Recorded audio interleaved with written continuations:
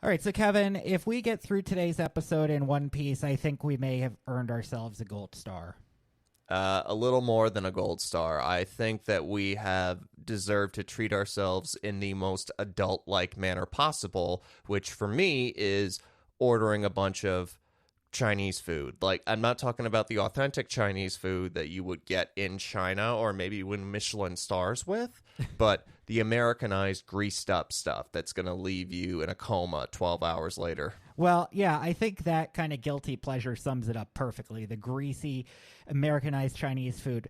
Because, Kevin, what were we dealing with today leading up to this episode? I was up pretty early. I don't usually get up as early as I did, but I said we got a podcast to record, and around 8 a.m., I think it was, you text me.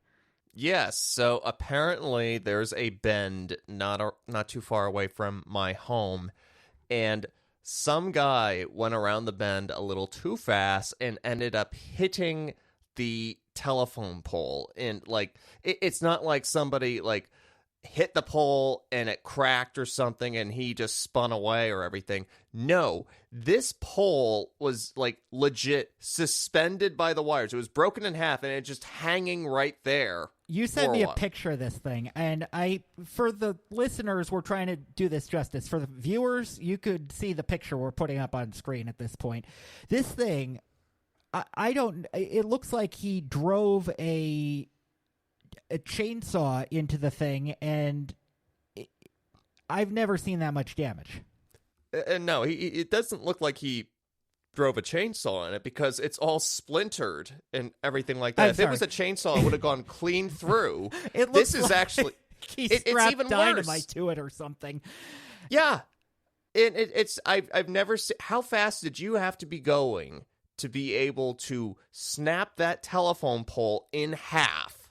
And just how are you still alive? I mean, was this guy under the influence of any kind, or was he just texting? How does this happen? Yeah, so to clarify things a little bit, why would this impact the podcast? Well, not just did it knock out your internet, it also knocked out your cell service. I don't know what it was. I tried using my phone as a hotspot, but my devices would not pick it up. So it's like I'm so thankful for our neighbor Jen. She runs Cove Landing Marina just across the street from where I grew up, and she's offering to let me record everything in their office right now. So everyone, if you're noticing a change of scenery, that is also the reason why. It's because some guy went too fast around a bend and just went right through a telephone pole. Well, I think it's a welcome change of scenery if it means we get to do this episode for the audience. Hopefully next week is a little less eventful. I'm pretty sure it will be much less eventful.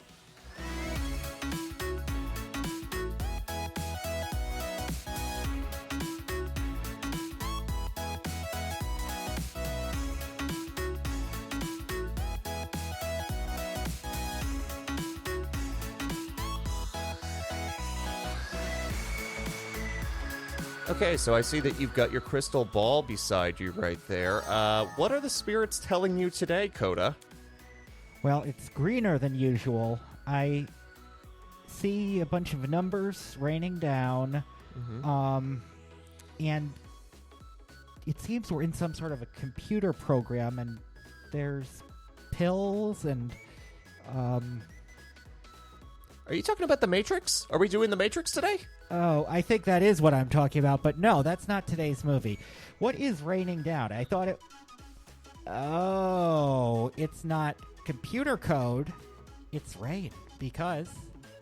Oh, that's right. The movie that we're going to do today is Singing in the Rain. Singin' in the Rain. What a film. Yeah, and the song is in the public domain now, so we could probably burst into song right now and not have to worry about the legal consequences. That may be the case, Kevin, but I think we may want to spare the listener's ear because, well... Yeah, we opted not to pursue careers in musical theater for a reason. Yes, I think that's fair.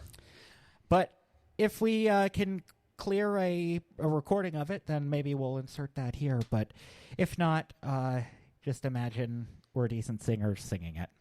All right, so as we've been doing, I think it's now going to be a thing. My tarot card pick for this movie is The Fool. Do you know anything about The Fool, Kevin? I don't know anything about tarot cards because I don't practice divination because I'm a good boy. Well, The Fool represents a new journey, something that has maybe some risks and somebody who is willing to take them and go on that journey, maybe somewhat misguidedly. But I think that fits well for this movie because we're talking about a time in Hollywood where basically there was no sound and they had to figure out how to make sound work because that was the thing. Yes, that's true. We're focusing on a film that is set in the 1920s at the advent of sound in movies. So prior to this, it was all silent. And they always talk about the movie that kickstarted everything, The Jazz Singer with Al Jolson. Coda, did you ever watch this movie? Yes, in Film 1 class. And the audience should probably know that this movie didn't particularly age well, but yeah. It is... Yeah, just to give you some perspective, this is one of the reasons why Disney has all those disclaimers on some of their older movies saying it was wrong then, it is wrong now. So that's all you really need to know about stuff that did not age well.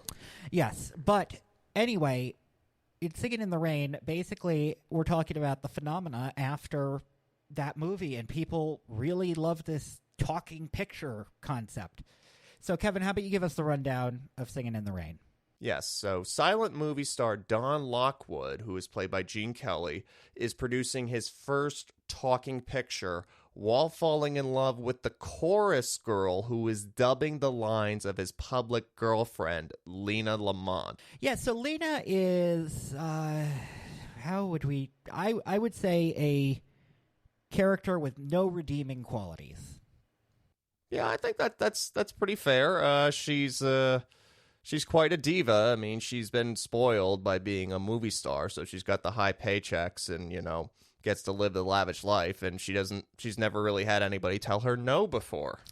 Yeah, and she does not want to take no for an answer and really kind of oversteps in every situation, especially at the point where she wants to take all the credit for the lines and the singing in the movie. How long is that going to last in the grand scheme of things? She can't go her entire life with Debbie Reynolds' character just following her everywhere and just speaking on behalf of her. Well, I don't think she thinks stuff through very much, so that's what worked in the moment.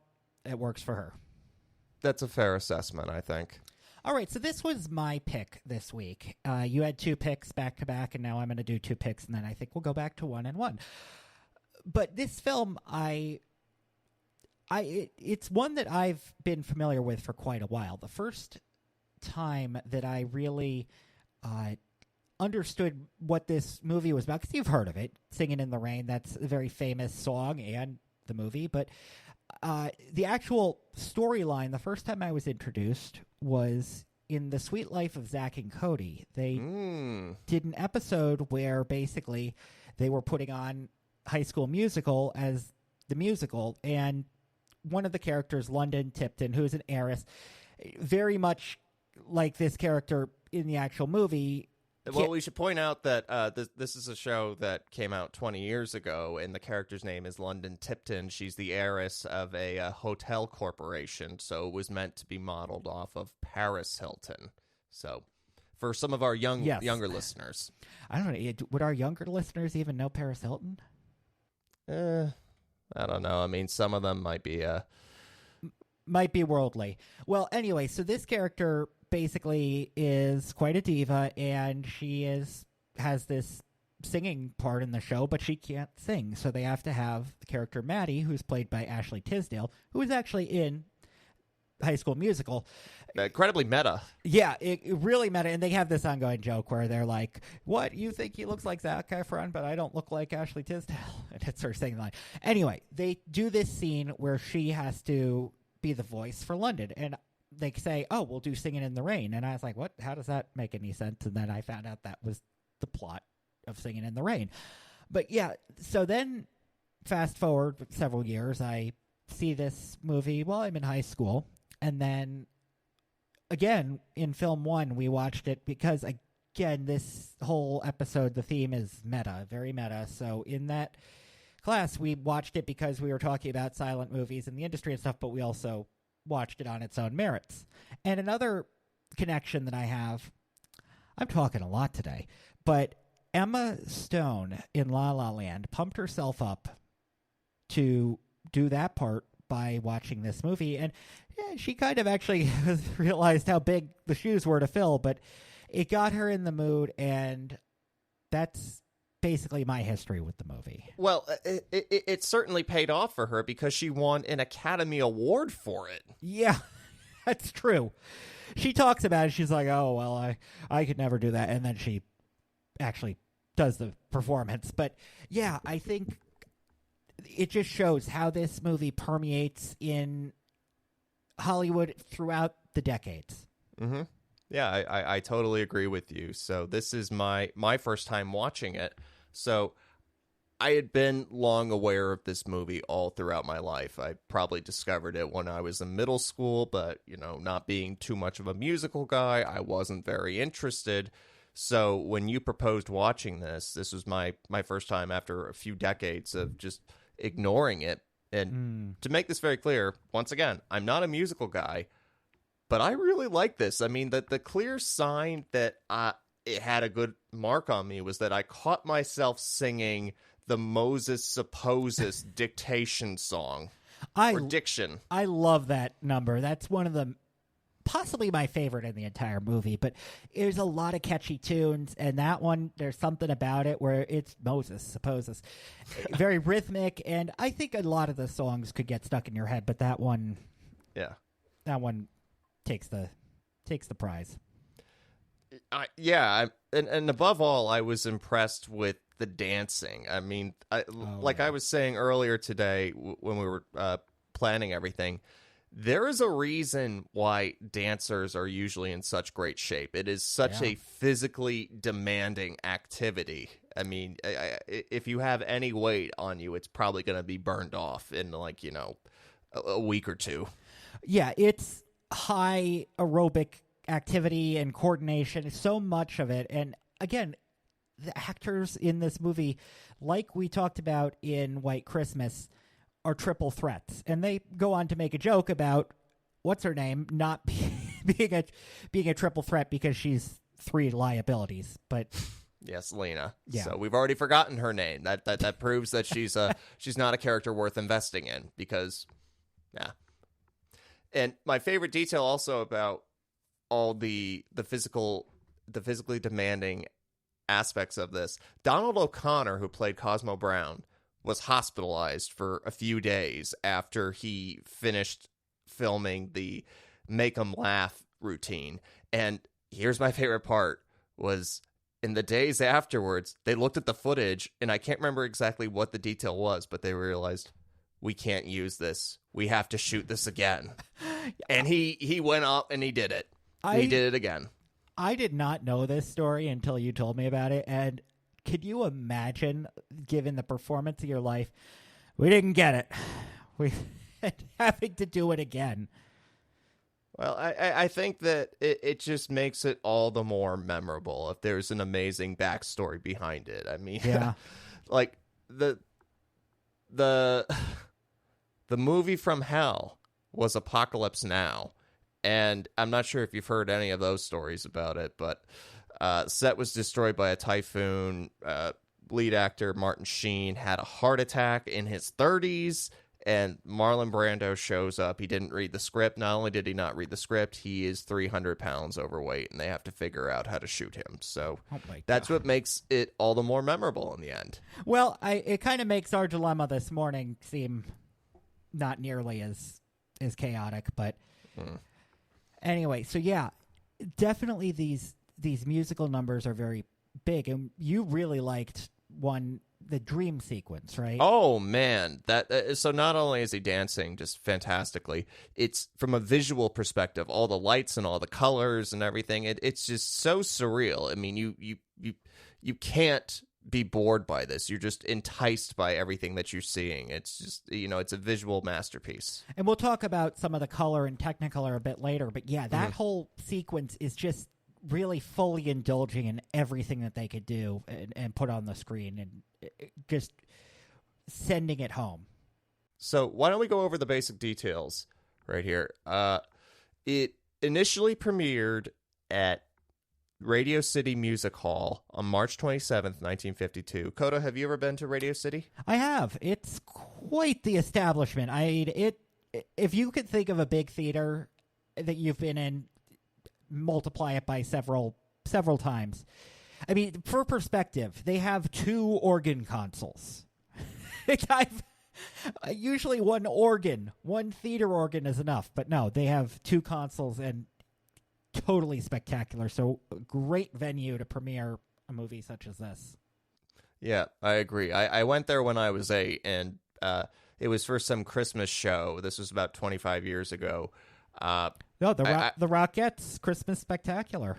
Yeah, whatever. I mean, we never did it again, so I guess that tells you everything we need to know about the impact it had on my family. But I have been there. It's also interesting because the Rockettes did a spring show where they actually had rain on the stage, and they were dancing in the rain to Singin' in the Rain, and they do this great tap number. Check it out. It's on YouTube, but another connection. Oh, wow, that's just reminding me of the Colosseum and how they would fill it up with water for naval battles. Wow, it's just, ugh. Talk about full immersion. Oh, wow, how about that? So this was directed by Gene Kelly and Stanley Donen, and they both choreographed the movie. And apparently, Debbie Reynolds was not prepared for how intense this would be. He was incredibly demanding, and she commented that he came to quote, "He came to rehearsals and criticized everything I did, and never gave me a word of encouragement." And it took such a huge toll on her that she eventually hid under a piano to sob. And somebody who was in an adjacent studio happened to overhear this, went in to investigate, and this was Fred Astaire, and he sees Debbie Reynolds just crying uncontrollably under the piano, and he's giving her words of encouragement, saying, look, this is going to be very, very demanding, but it is going to be worth it in the end. And, lo and behold, it's one of the most beloved movies ever made, and I think I'm pretty sure that it helped launch Debbie Reynolds' career. I mean, it just shows her resilience, and somebody like that. And her daughter's Carrie Fisher. So, the family knows how to act. Mm-hmm. Indeed. So, the screenplay was by Betty Comden and Adolph Green, and the cast includes the aforementioned Gene Kelly as Don Lockwood, Donald O'Connor as his friend and collaborator Cosmo Brown. I don't know about you, but when I was watching him, I was thinking, he reminds me of Sean Hayes' character on Will and Grace, Jack. But Jack, I think, is something not exactly on the level of Cosmo. I think Jack is what we would describe as a himbo. Yeah, very flamboyant and always ready to jump in and bring a lot of energy to everything. He thinks he's Cosmo Brown. He thinks he's Donald O'Connor. So that's the best way to describe it. Yeah. And then we have Debbie Reynolds, who we were discussing earlier, as Kathy Selden. And believe it or not, she was actually living with her parents while they were filming this movie. She was 19 years old, and she had to take several buses to commute to the set. Can you imagine nowadays if they told somebody who ends up becoming an A-list celebrity, oh, yeah, well, we're not going to send a car to pick you up. We're going to, just transfer a couple buses, and it'll take you a couple hours. Yeah, I mean, I'm pretty sure she never had to do that again afterwards. I mean, one of the stories that I loved was she had to sell several of her costumes that she held on to throughout her career. Near the end of her life, she was in a little bit of financial trouble, and her son Todd consoled her by saying, well, I'm sorry it has to go, but the good news is that you get to dry your eyes with $100 bills. Always looking for the silver lining. Well, I mean, I think they ultimately did have the silver lining with, like, we all know that within days, Carrie Fisher unfortunately passed away from a heart attack, and then Debbie Reynolds, her mother, said, like, her last words over 12 hours later were, "I want to be with Carrie now," and then she went unconscious, and then she had a stroke and died, and so she's buried. Debbie Reynolds was buried in a traditional casket, whereas Carrie Fisher had been cremated, but they ultimately got the last laugh because Carrie Fisher asked that her urn be in the shape of a Prozac pill because she often discussed openly about her struggle with mental health issues, and I think her ashes were divided, and some of her ashes were buried with an urn, with her mother holding the urn. They were buried together. That's very beautiful, I think, that she outlived her daughter by one day, and they ended up basically getting to be together. Yeah, it was like she had some strange premonition, like, okay, well, it's almost over, so it'll be all okay soon. Yeah. And when this movie was released, it made $3,263,000 at the U.S. box office and $2,367,000 at the international box office. I don't know the exact numbers, but they said the ultimate profit was $666,000 of a profit for the studio, equivalent to about $8 million today. Yeah, those $1 million numbers you were saying were in the day. That is insane. Yeah, and it generally had positive reviews. I couldn't find any like prolific bad reviews of it, and I think its legacy tells you everything you need to know. So the first detail is that it has a certified 100% fresh rating from Rotten Tomatoes. Wow. So there are only a handful of movies that get that. Believe it or not, Paddington 2 technically is the greatest movie on that website, it outranking Citizen Kane. Wow. Paddington 2. Well, sometimes the sequels are better than everything. Yeah. And Roger Ebert listed this among his favorite in his book series, The Great Movies. The American Film Institute, during their 100 Years series, this movie was frequently referenced. In their 100 Years, 100 Movies list in 1997, it was listed at number 10. And then 10 years And then 10 years later, on their updated list in 2007, it reached number 5. And that's quite the bump up. Mm-hmm. And in their 100 Years, 100 Laughs series covering greatest comedies, it was listed at 16. And in their 100 Years, 100 Passions series, that's the greatest romance movies, it was listed at 16 again. And Lena Lamont was nominated as a villain for their 100 Heroes and Villains list. AFI makes a lot of lists, but They're really entertaining lists to go through. They are, and I think this movie definitely, all those lists it ended up on, I think it more than deserves that. Well, we didn't even cover the last of the list because they had their list of 100 songs, and 3 of their songs make it into this. Number 72 has Good Morning, number 49 is Make 'Em Laugh, and number 3 is Singin' in the Rain. Now, also, you mentioned Good Morning. That's a song that I think some people may have been familiar with and not even realized it came from this movie. It was used in a Tropicana commercial, potentially some other ones. And you know the song, even if you haven't seen the movie. Yeah, and my other favorite cultural reference is that Make 'Em Laugh and Good Morning were referenced in Family Guy. So anybody who's a devotee of Family Guy is going to notice that there are a lot of musical numbers that they indulge in throughout the series run. So Make 'Em Laugh, I know that was Quagmire singing that. And then there was Good Morning. Joe was able to walk again for one episode, and he really wanted to indulge in being physically active. So he had everybody sing Good Morning over there. You said me that. Seth MacFarlane really likes his musical numbers, and I think he does them justice. It's fun to see that it ended up in Family Guy.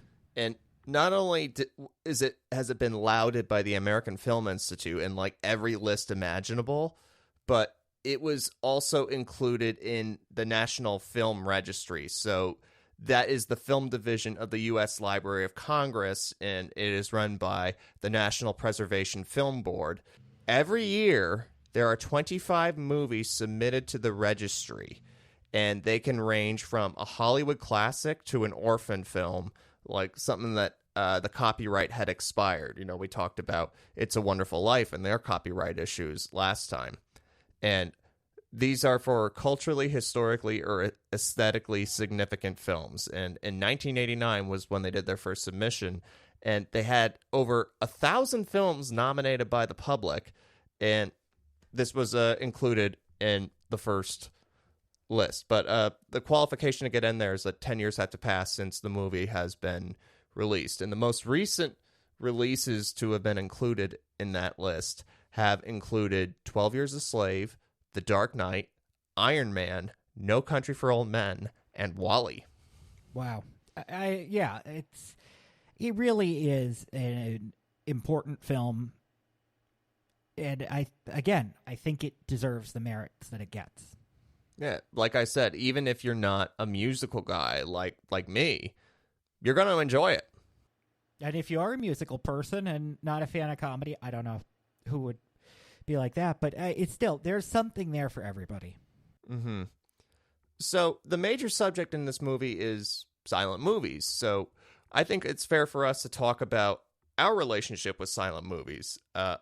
So like we said, the first movie with sound that was released, it wasn't fully sound, like in every scene. It was just for the singing scenes. It was Al Jolson's The Jazz Singer, released in 1927. So yes, you mentioned that the music was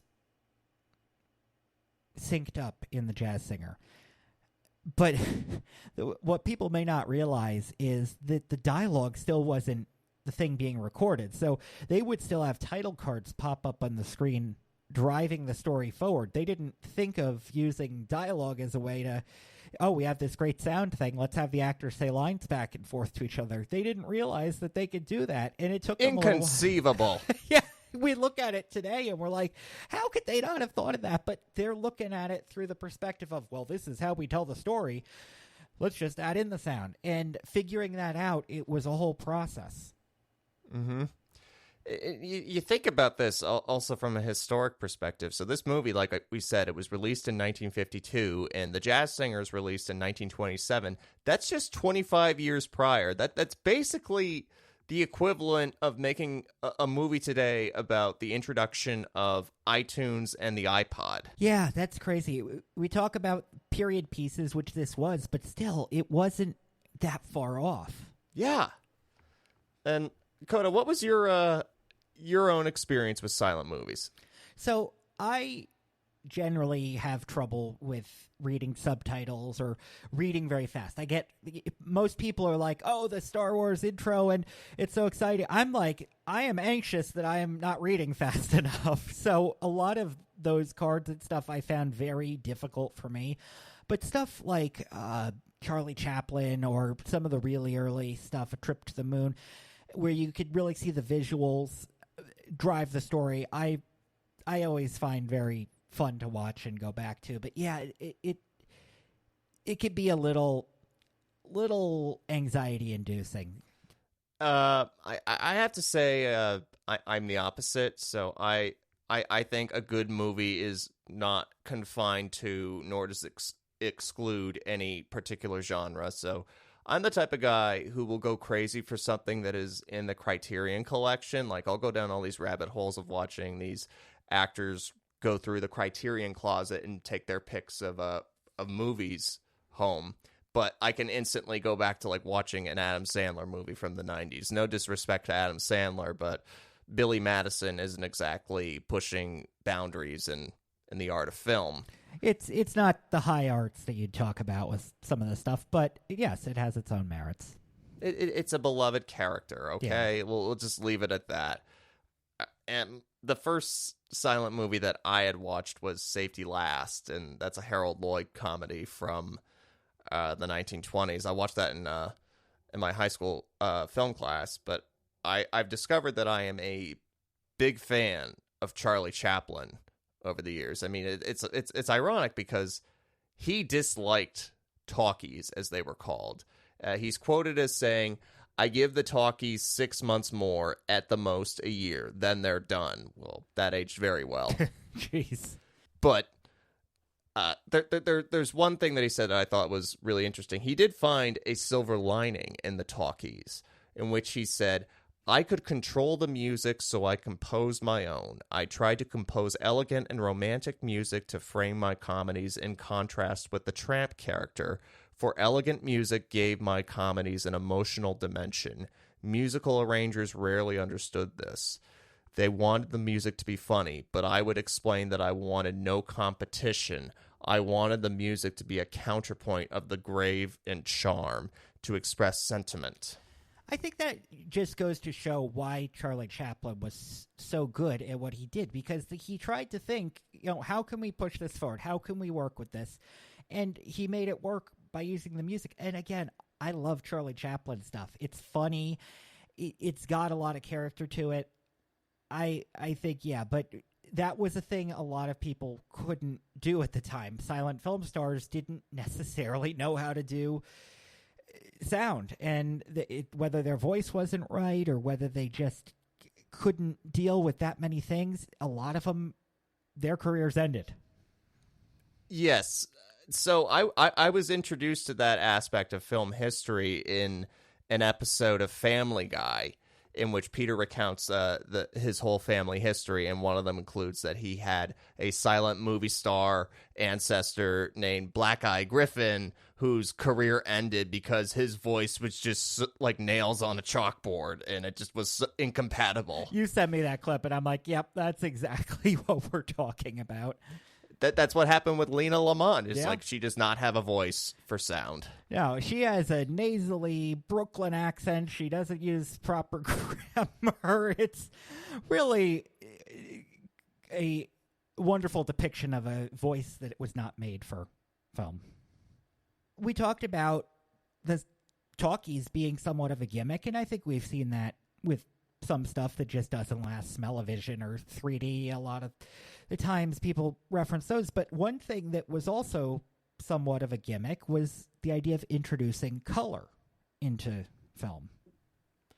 Yeah, I don't know too much about the technical aspect of putting color into everything, but I do remember for a lot of movies it was like post-production related. It wasn't exactly like they could film it on color right there on the spot. So, Coda, do you want to fill us in on the process or the history of this? Yeah, so it's interesting because we're looking at a movie from the 50s depicting the transition to sound, but they were dealing with trying to use color to its fullest extent. So it's a very nice parallel. And again, in this episode, we're getting very meta, but this film really showcases the full potential that the three-strip Technicolor process had. And it was a monumental task to try to record this stuff. You had a camera that had 3 separate pieces of film that they would then have to work with all 3 synced up, and then it would get printed to be actually color. But there was more to it than just the technology. They also had the branding, and they would have these color consultants. And famously, actually, the wife of one of the people that really pioneered the format was one of these consultants, that she almost completely turned people off to it because she was so over the top. But yeah, in this movie, you can tell that they're using the full potential. There's these great musical numbers with the lighting, and you talked about that, the Broadway musical part, and they really showcase it there. But similar to the cumbersome Technicolor cameras, when we're talking about the silent film era, they had to figure out, how are we going to shoot this and not have it sound like there's a lawnmower going in the background, because the cameras were loud. So they had these things called blimps that they would put around the camera. So you'd have the camera, and then it would go in think like an underwater housing, except it was soundproof instead of waterproof. And in this movie, we see actually they have like a booth that was built around, but eventually they figured out how to make a smaller one that would go on the camera. But some of those technical elements, it's fun to see the comparison, that the parallel between talking pictures and color pictures. I love the other contrast that we have is they're showing a detail about making these silent movies. And, before the advent of sound, they got all the sets lined up next to each other. And like the directors are all barking all these orders, and they got all these sounds going through. And it really doesn't matter because it's like the camera's not going to pick up the sound, so you can film like 5 movies at a time with everybody in proximity to each other. Yeah, the westerns, it was very popular. They would be shooting; they'd have their whole western backlot, and they would have cameras. If they're basically the frames where one ended, the next one started, and they'd be shooting these scenes, and you wouldn't think. Now you're like, oh well, you need a sound stage and only one movie at a time, but it shows that really large shift, the industrialized version of the film industry that's on full display, and the shift for innovation where they actually have to figure something out to make it work. And it's very interesting because we're covering 1920s Hollywood, and it's such a romanticized time. Yeah. Because all these actors are now taking over the gossip columns. It's in total contrast to the history of acting, in which it was like vaudeville. Everybody's going from town to town, and they're acting to survive, and it's not a very dignified profession. But now everybody suddenly wants to be an actor. Yeah, and they really show that in the film, where they're doing these kind of slapstick things, and then, they keep saying, well, you've seen one, you've seen them all. Indeed. But yeah, I think it really showcases a lot of that beautiful, and not just the stars themselves, but the theaters were these elegant establishments, and the way they talked. They had the transatlantic accent, which was that kind of half British, half American, yeah. And just everything about it was it just looks so glamorous. Although we know that behind the scenes, it definitely was not the case. There was a big publicity campaign for everything. Like they depict it in the movie right now. Don and Lena's relationship. That's just all a stunt. Yeah, and I think also there was a degree of trying to get past that gimmick, because when they first show that the sound is synced up to the picture in this movie, people are like, well, there's somebody talking behind the screen, and there are stories. I think it's been probably debunked, but with the Lumiere brothers, the first people to really start doing these motion pictures, and there's a shot of a train, and the theater people are scared because they think a train's going to pop out of the screen. Again, I think that's a little romanticized, but they had to market to get past that kind of gimmicky connection. If anybody has seen the Martin Scorsese movie Hugo, that is his only family-friendly movie. It's talking about the early days of film over there, and that they reference that scene, that clip with the train arriving in the station. Yeah, so I think it's interesting to see that kind of parallel where it's not parallel, but juxtaposition, where you have this very elegant environment, but also behind the scenes, they're just still trying to figure this out. This is all romanticized because we've gotten to learn over the years there's an ugly side to Hollywood. So, I mean, as it was presented in the beginning, where they have that one woman speaking into the microphone, introducing Don and Lena and everything, they're creating this narrative for the public to eat up. But we don't have to go too far back into history to understand there was something ugly called the casting couch in there. I mean, not even 10 years ago was when Harvey Weinstein had his downfall. Deservedly. But yeah, the casting couch, this idea of, well, if you want to make it, you're going to have to endure some abuse. And in this film, you had an example. Yeah, unfortunately. So Debbie Reynolds talked about how during one of their kiss scenes with her and Gene Kelly, Kelly was kind of forcing his tongue into her. Jeez. All right, so Coda, how would you pitch this movie? So I think one really fun part about this movie is that it's an example of multiple kinds of comedy. So you have those kind of quirky one-liners that were very reminiscent of that era, and then you also have Make 'em Laugh, which is very slapstick in nature. But then you have these scenes like the director, the fictional director who's directing this thing trying to get the sound captured, and they're fighting with all sorts of technical issues because the microphone was really only picked up in one Talk spot. into the bush. The microphone is in the bush. You need to talk into the bush. And it goes down the wire and goes onto the wax cylinder. It's so funny because this guy is clearly at wit's end, and he's just trying to save this situation, and it's very funny to see. Also, I think it's a great meta look where you could see a great film, but then within there learn a bit about the industry. I agree. My selling point would be the song and dance is exceptional. I mean, oh man, like I said, I'm still wowed when I see Kelly and company just dancing all out. I mean, and the fact that Kelly choreographed all of his own dancing is just, astonishing. This is a visually stunning movie. I mean, we talk about the dream sequence, and as we were just talking about prior to this moment, the romance and the charm of the old Hollywood life. Yeah, I think it shows a lot of that very well. And it's as you said, you're not a big musical person, but you found this one particularly exciting. Well, like I said, if you can catch yourself singing one of the songs later, then it shows that they've done a good job. It's the ultimate litmus test. All right, so next movie we're going to be looking at is, again, my pick, Bad Times at the El Royale.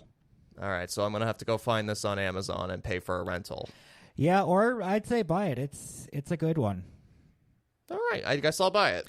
So, Kevin, since I got to pick the movie, you got to pick the fact. What do you have for our audience today? All right, so our fun fact. So this is like, it's almost too good to be true. So this fella, his name is Charles Jockin. I think I'm saying his name right. He was the chief baker on the Titanic, and he ultimately survived the sinking because he got drunk, and that prevented him freezing to death in the water. Well, so initially I kind of pushed back when you said that. I said, wait, because the blood alcohol content was so high, that doesn't scientifically hold up. But you did a little more digging, and I think it's pretty interesting what you found out.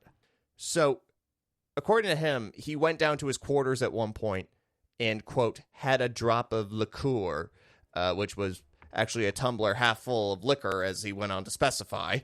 And while alcohol typically dilutes blood vessels, making a person more susceptible to hypothermia, the extreme cold of the North Atlantic had a different effect. The frigid water rapidly tightened Jockin's blood vessels, negating any potential harm from the alcohol. His relaxed state upon entering the water after the sinking played a crucial role in his survival. So the water saved him from the alcohol. I don't know, but it's like he would not have survived unless he had gotten hammered. But you could totally understand him in a situation like that. Like a line from another movie, The Hurt Locker, which is, if I'm going to die, I'm going to die comfortable. They call it liquid courage for a reason. Mm-hmm. A little too much courage sometimes. Yeah, if it saves you from the Titanic. So, till next time, this is Movie House Mystics. I'm Kevin Gainey. And I'm Cody Ewell. Movie House Mystics, hosted by Kevin Gainey and me, Cody Ewell. Theme music by The Fat Rat. Tune in next time for Bad Times at the El Royale.